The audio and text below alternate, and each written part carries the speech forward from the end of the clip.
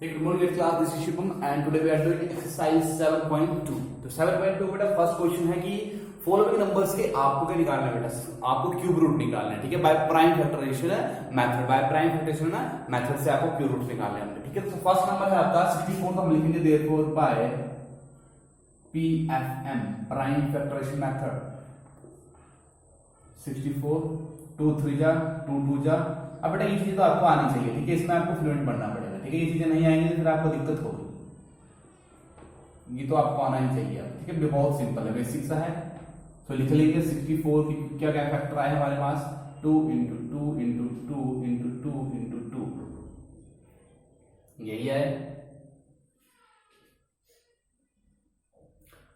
2 आएगा यहाँ पे, और यहाँ पे 2 और 1 6 फैक्टर्स आएंगे, ठीक है। तो 3 3 के पेयर बनते हैं क्यों मैंने कहा, और एक पेयर में से एक एक वैल्यू बाहर आती है, यहाँ से 2 आएगी बाहर, यहाँ से 2 आएगी बाहर। तो अगर हम बात करें बेटा 64 का क्यूब, तो 64 का क्यूब कितना होता है बेटा, 2 2 जा 4। तो 64 का क्यूब रूट कितना होता है बेटा 4, ठीक है। और अगर हम बात करें 4 का क्यूब कितना, तो बेटा 64, ठीक है। ये हो गया आपका फर्स्ट पार्ट। चलिए on to the second part, 500 वाला का आपको क्यूब रूट निकालना है। देयरफॉर बाय PFM निकाल लीजिए बेटा,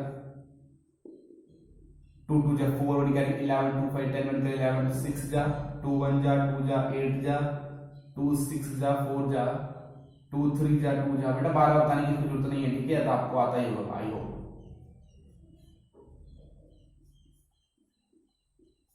एक 2 3 4 5 6 7 8 9, ठीक है, लिख लेंगे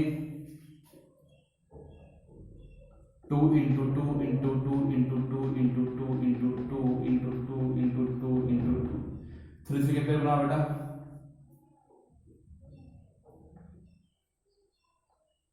सो 1 2 यहां से बाहर आ जाएगा, 1 2 यहां से 1 2 यहां से, 2 मल्टीप्लाई बाय 2 मल्टीप्लाई बाय 2, ठीक है। और ये हो जाएगा 2 2 4 2 4 जा 8 हो जाएगा, ठीक है। सो 514 जो होता है बेटा वो 8 का या 512 का जो क्यूब रूट होता है वो होता है 8, और 8 का क्यूब होता है 512, ठीक है।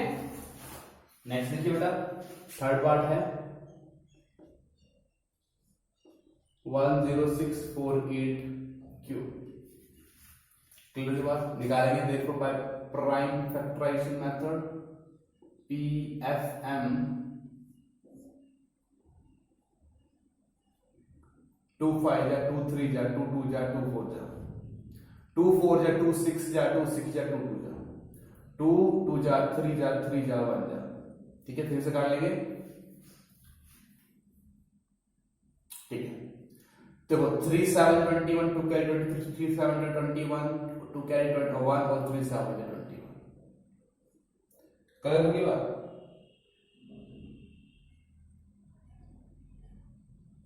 यहाँ पे रोड, यहाँ पे तरफ होगी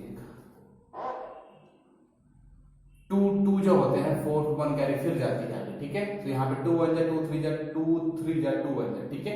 1 3 1 1 आ गया, ठीक है। अब इसको 11 से काट दो, 11 11 2 कैरी बच गई 23 11 22 1 कैरी बच गई 11 11 11, आपको मालूम है 11 11 121 होता है और 11 बन जाएगा। सो बात करते हैं इसके फैक्टर्स की, 2 into 2 into 2 into 11 into 11 into 11, तो एक पेयर सेकंड पेयर, तो 2 इंटू 11 मीन्स 22, मतलब 10648 का क्यूब रूट होता है 22, ठीक है, 22 लिखा होगा, ठीक है। Moving to the next part, part number 4।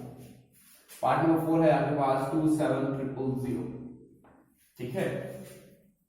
चलिए therefore by prime factorization method निकालिए बेटा, 2 से करती है 2 1 2 3 1 कैरी 10 2 5 0 0, 2 सीरीज वाला 1 कैरी 52 7 14 कैरी 10 2 5 और 0, जब तक 0 है तब से करता रहेगा, ठीक है।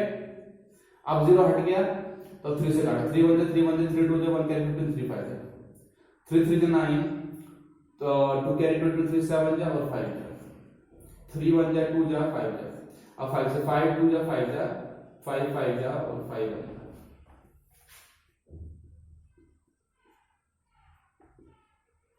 2 into 2 into 2 into 3 into 3 into 3 और एक आया 5 इंटू 5 इंटू 5, यही है 3 पेयर आ गया बेटा, तो 2 का पेयर में से 2 बाहर, 3 के पेयर में से 3 बाहर, 5 के पेयर में से 5 बाहर, 2 3 6 और 30 कितना आ गया 30 आ गया। तो हम लिख सकते हैं कि किसका है ये 30 का क्यूब है और 27 का क्यूब रूट होता है 30 इज योर आंसर।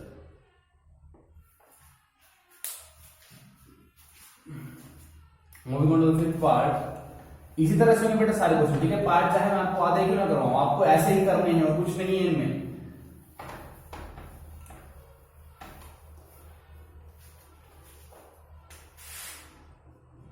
नेक्स्ट है आपके पास 1 5 6 2 5 की क्यूब निकालने हैं आपको, क्यूब रूट, ठीक है। देयरफॉर बाय पीएफएम, ठीक है। तो निकालो बेटा 1 5 6 2 5, ठीक है। चल 5 है लास्ट में, तो 5 से करेगा। 5 3 15, 5 1 5 1 कैट वाला 5 2 12 10 और 2 कैट 25 5 25। बेटा 5 6 31 कैट वाला 5 2 10 2 कैट 25 5 25। देखो बेटा 25 को 10 स्क्वायर, ठीक है। 1 2 5 आ जाएगा और यहां से 25 आ जाएगा और यहां से 5 आ जाएगा और यहां से ऐसे आएगा। बेसिकली 2 पेयर बनेंगे 3 3 के 5 के, 3 का पेयर 3 का पेयर, मतलब 5 यहां से 5 वहां से, मींस 25 का क्यूब होता है 1 5 6 2 5 और 1 5 6 2 5 का क्यूब रूट होता है 25। तो ये बेटा आपका क्वेश्चन, बाकी पार्ट बच गए तो आप खुद ट्राई कर सकते हैं, ऐसे ही होंगे सेम टू सेम, ठीक है। ट्रू और फॉल्स है, यहाँ पर इनको ले लेते हैं। क्वेश्चन नंबर 2 की बात करें तो क्वेश्चन नंबर 2 है आपका ट्रू एंड फॉल्स का। तो फर्स्ट पार्ट पढ़ते हैं, बोल रहा है cube of any odd number is even. किसी ओड नंबर का क्यूब जो होगा वो इवन होगा। तो देख लेंगे बेटा, सबसे छोटा ओड नंबर 1 ही ले लेते हैं। 1 का क्यूब क्या होगा बेटा आपका 1 होता है, 1 फुल क्या ओड नंबर, चलो 3 ले लो, 3 का क्यूब कितना होगा 27। तो 27 क्या बेटा ओड नंबर, तो ओड नंबर का जो क्यूब होगा वो ओड नंबर होगा ना कि इवन नंबर। तो स्टेटमेंट क्या हो गया आपकी फॉल्स। अगर हम सेकंड पॉइंट की बात करें, a perfect cube does not and with 2 zeros, बोल रहा है कि अ परफेक्ट क्यूब जो होता है वो डज नॉट एंड विद 2 0। तो 2 0 से बेटा हमने पढ़ा था कि 2 0 से खत्म होते हैं वो तो परफेक्ट स्क्वायर होते हैं। क्या होते हैं वो परफेक्ट, जैसे 110 का परफेक्ट स्क्वायर है, तो 2 0 से जिन नंबर की एंडिंग होती है वो परफेक्ट स्क्वायर होते हैं, ना कि परफेक्ट क्यूब होता है। तो यहां टू साइड बोल रहे हैं कि perfect cube does not and with 2 zeros। Perfect cube 2 0 से एंड नहीं होते, 3 0 से एंड होता है, जैसे कि यहां पे 3 0 था, तो 2 7 7 0, इसका परफेक्ट क्यूब क्या है 30 है, ठीक है। तो ये क्या होगा बेटा आपका ट्रू स्टेटमेंट है। नेक्स्ट है आपके पास, if square of a number ends with 5 then it cube ends with 25। तो बोल रहा है कि किसी नंबर का स्क्वायर जो एंड विद 5 कर रहा है तो उसका जो क्यूब होगा वो एंड करेगा 25 से, ठीक है। फिर से देखो, if square of a number and with 5 then it cube end with 25। तो क्यूब बोल रहा है कि 25 से ही एंड करेगा। तो अगर आप देखो बेटा किसी नंबर का स्क्वायर में मतलब 5 आता है, 5 का स्क्वायर करो कितना आ रहा है 25। अगर आप 25 का क्यूब कर रहे हैं तो 25 क्यूब आगे ये समझे यहां पे कहां गया,